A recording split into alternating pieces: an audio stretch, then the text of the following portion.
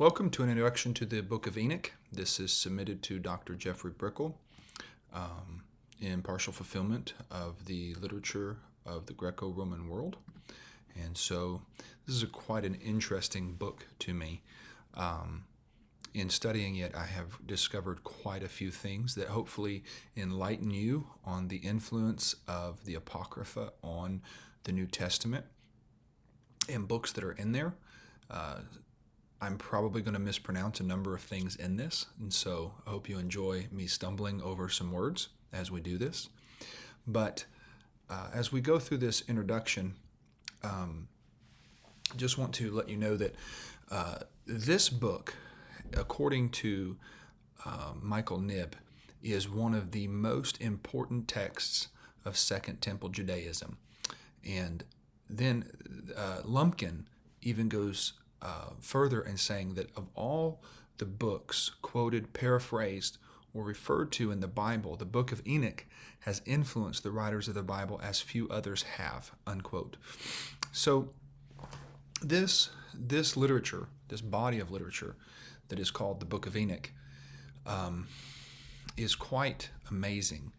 It introduces a number of thoughts that start with Daniel and then kind of bridge into the Maccabees and then influence the New Testament writing. And so as you're going through this with me, hopefully you can see that there's some correlation. And for a very long time, this book was considered canonical for many people. It got arguable for some, but it was very, very important to first century Christians and Second Temple Jews. But there's a lot of people who held it in high regard, such as Tertullian, Athenagoras, Irenaeus, Clement of Alexandria, and even Origen quotes it positively. But Augustine, when he got a hold of it, he said no, and he really threw it out.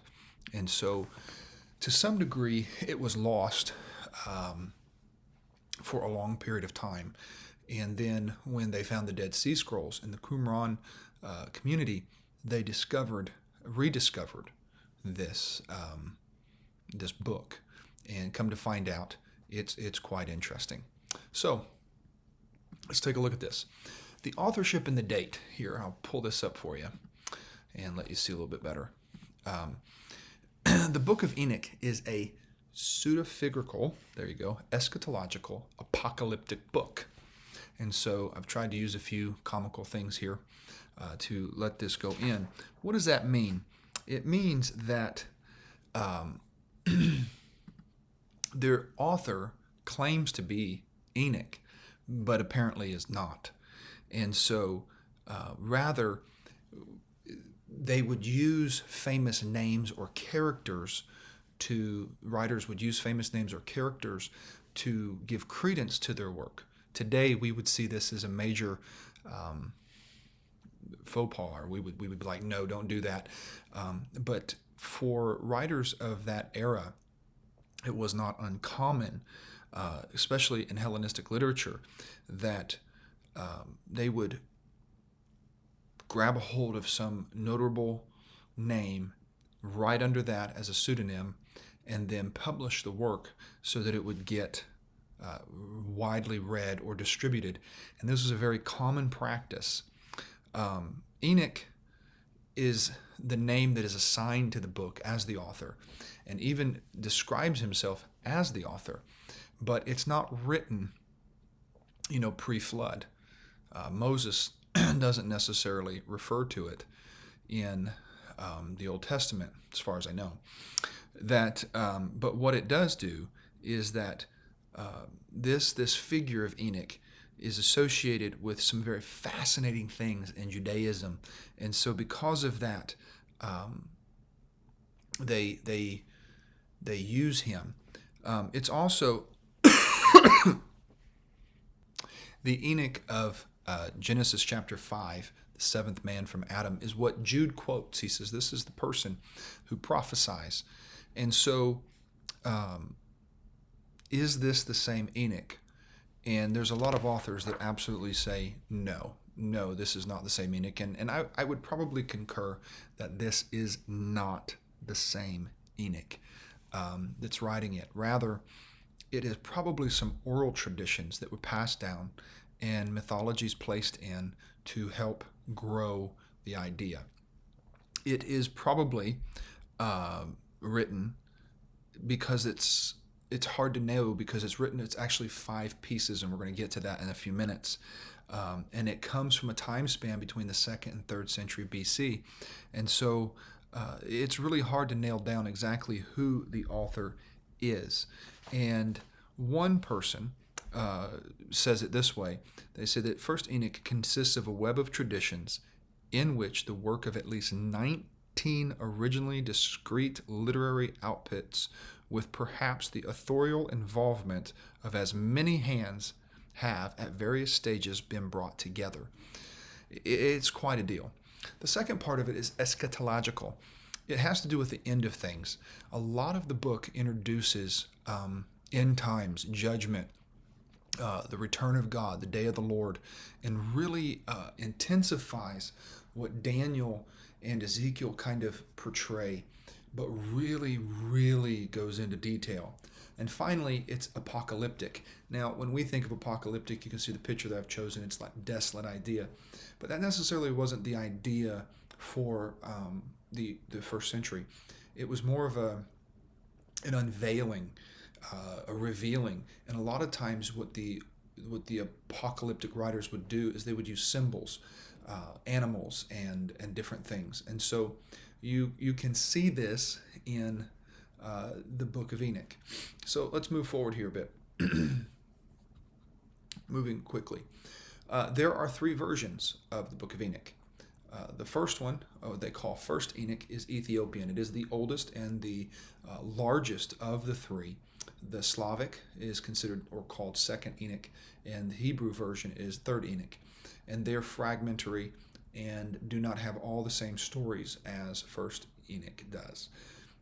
So most people, when they read Enoch, they read First Enoch or a translation of it from the Ethiopian. Looking at the literary analysis that we are looking at, Enoch is actually, First Enoch is actually 5 separate books inside of it. The Book of Watchers, the astronomical book. I told you I was going to trip over my words. The Book of Dreams, the Epistle of Enoch, the Book of Parables, and it also has 2 appendices. One that has to do with Noah and one that has to do with Methuselah and an angel named Metreon or something to that effect. By and large, it is considered a narrative work. And that being said, it is apocalyptic. And what that means, it's its own genre. According to Reddish, that apocalyptic eschatology refers to a particular view of God's activity in the future, unquote. Lerner says this: apocalyptic literature is characteristically pseudonymous, and it takes narrative form, it employs esoteric languages, expresses a pessimistic view of the present, and treats the final events as imminent. And so you get this concept of this book. It's a story that develops, and it's really written as a piece to confront what is currently going on in Jewish thinking at the time. One of the quotes that I thought was very interesting is from Kosman. He believes that, quote, apocalyptic literature was the mother of all Christian theology, unquote. And Collins, who is kind of a apocryphal guru, finds this a provocative and exaggerated statement. One thing that is really neat about apocalyptic literature is it's, quote, occasional literature. That it is addressed to a particular situation in a particular time, unquote. And that is from Reddish as well.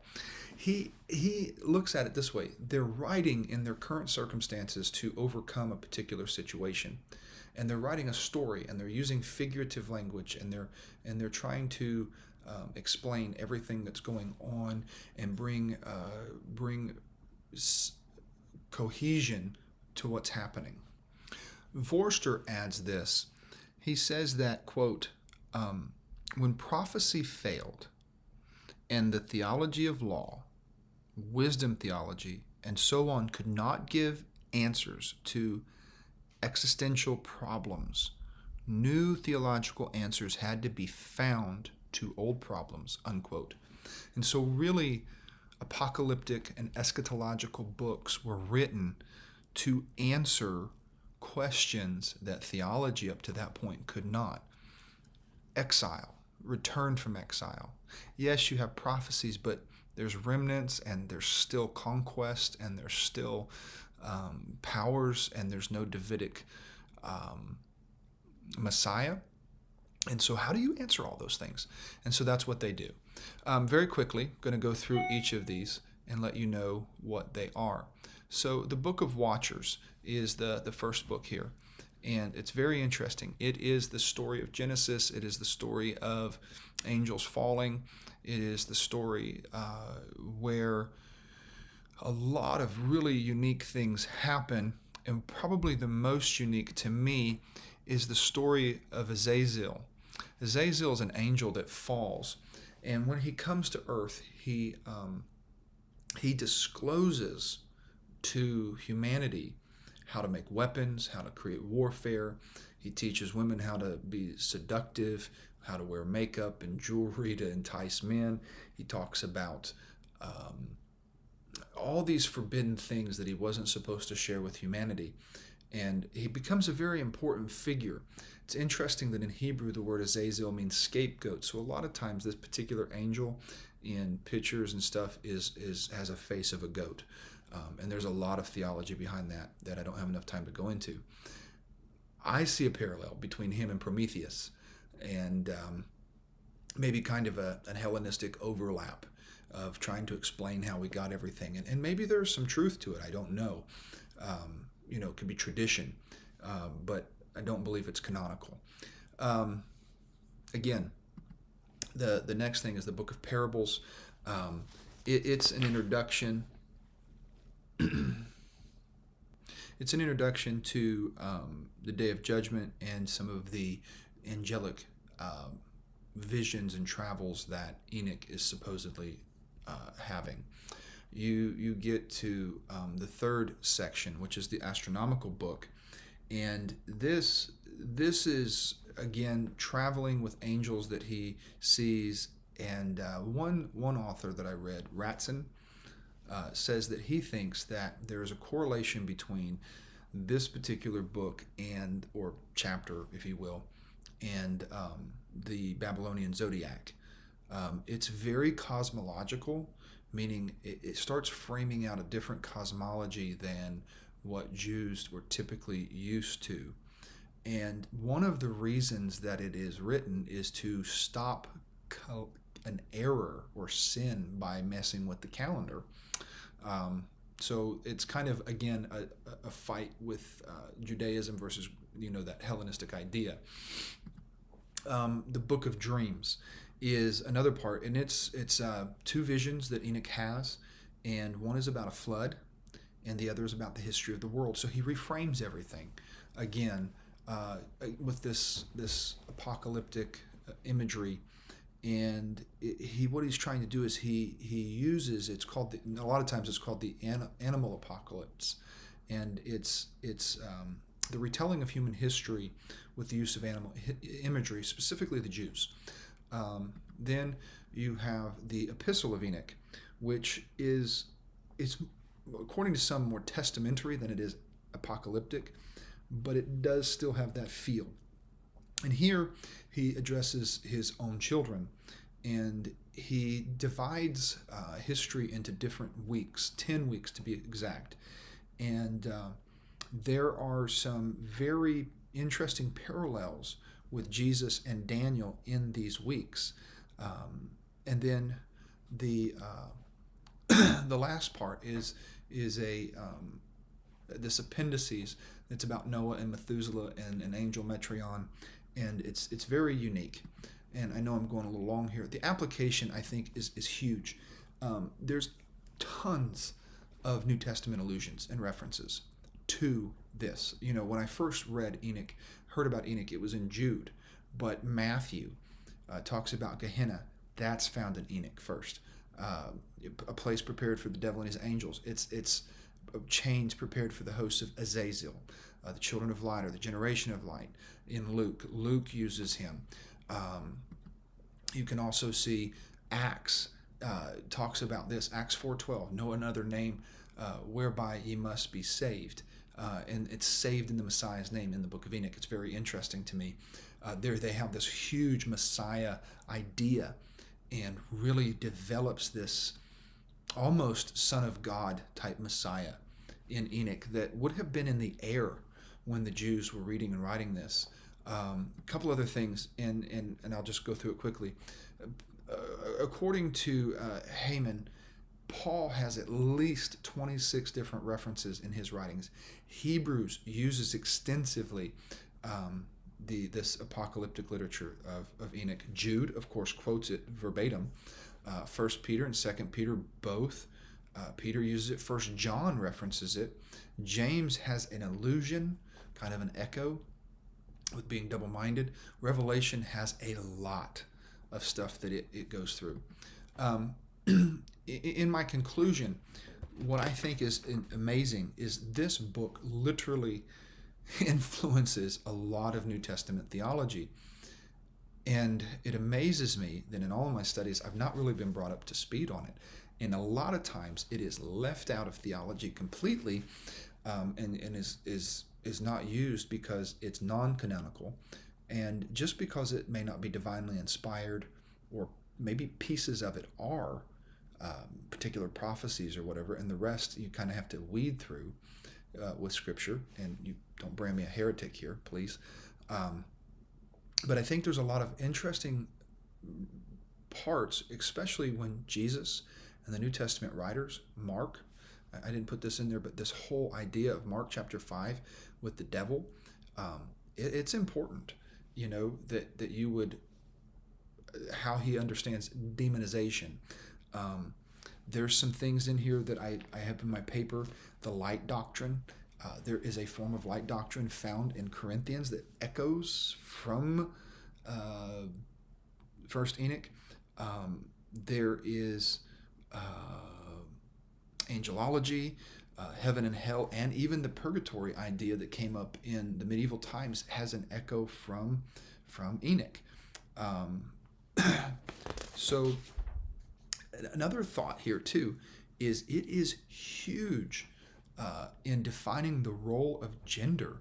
And I read one entire paper on how it confronts homosexuality, and it was a big deal. So the conclusion is this: it is occasional literature, and I think it is literature. And in my opinion, it is a collation of numerous pieces of information over long periods of time, maybe oral histories that are written down, maybe there is some facts in it. But the early church, it was in their thinking just like a Western is to us, or sci-fi. And so there was a lot of references to it. And so that being said, I will now show you my bibliography because I am over time, and I apologize for that. And so here we go. Here is page 1, page 2,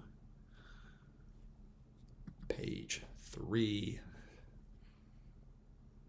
page 4. So I hope that you have learned, or at least been challenged to study more about the Book of Enoch.